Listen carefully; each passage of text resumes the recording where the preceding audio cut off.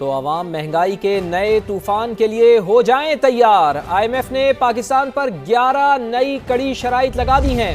نئے بجٹ میں عوام پر 430 ارب روپے کے نئے ٹیکسز لگانے کا منصوبہ ہے۔ FBR کا ٹیکس ہدف 15,267 ارب روپے مقرر کرنے کی تجویز۔ پیٹرولیم لیوی کی مد میں عوام سے 1727 ارب روپے وصول کیے جائیں گے۔ گیس ٹیرف میں جولائی 2026 اور جنوری 2027 میں اضافہ کیا جائے گا۔ IMF نے پاکستان میں معاشی ترقی کی رفتار سست رہنے اور مہنگائی بڑھنے کا خدشہ ظاہر کر دیا۔ شکیل احمد کی رپورٹ۔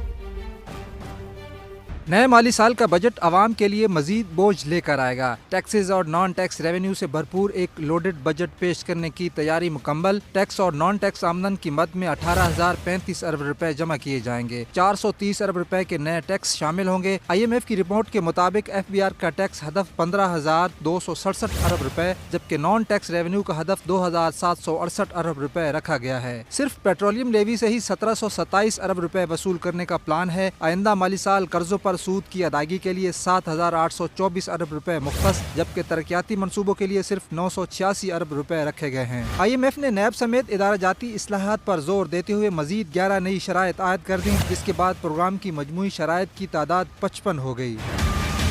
رپورٹ میں انکشاف کیا گیا ہے کہ شوگر، سیمنٹ، تمباکو اور کھاد کے شعبے میں 160 ارب روپے کا ٹیکس گیپ موجود ہے۔ حکومت نے ریونیو بڑھانے اور ٹیکس چوری روکنے کے لیے سخت اقدامات کی یقین دہانی بھی کرا دی۔ IMF نے خبردار کیا ہے کہ مشرق وسطیٰ کی صورتحال پاکستان کی معیشت کو متاثر کر سکتی ہے۔ شکیل احمد، سما، اسلام آباد۔ اب آپ کو بتاتے ہیں کہ بجلی اور گیس کی قیمتیں ضرور بڑھائیں گے۔ حکومت نے IMF کو یقین دہانی کرا دی ہے۔ ذرائع کے مطابق صرف پروٹیکٹڈ صارفین بچے رہیں گے۔ نئے بجٹ میں بجلی کی سبسڈی بھی کم کر کے 830 ارب روپے کرنے کی تیاری ہے۔ عوام پر مہنگائی کا نیا بوجھ کیا ہوگا؟ رپورٹ کر رہے ہیں ظہیر علی۔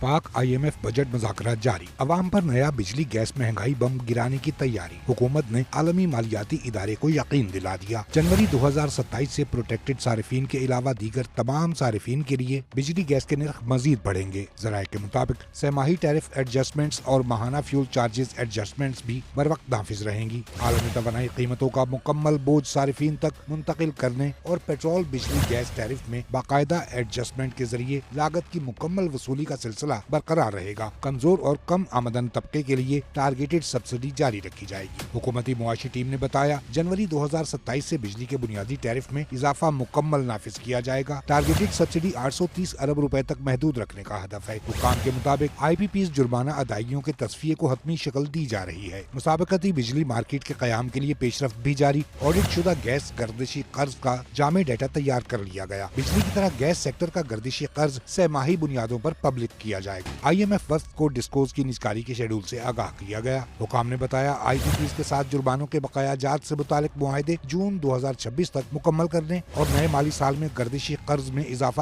300 ارب تک محدود رکھنے کا ہدف ہے۔ 2031 تک بجلی شعبے میں گردشی قرض صفر کرنے کی یقین دہانی بھی کروا دی گئی۔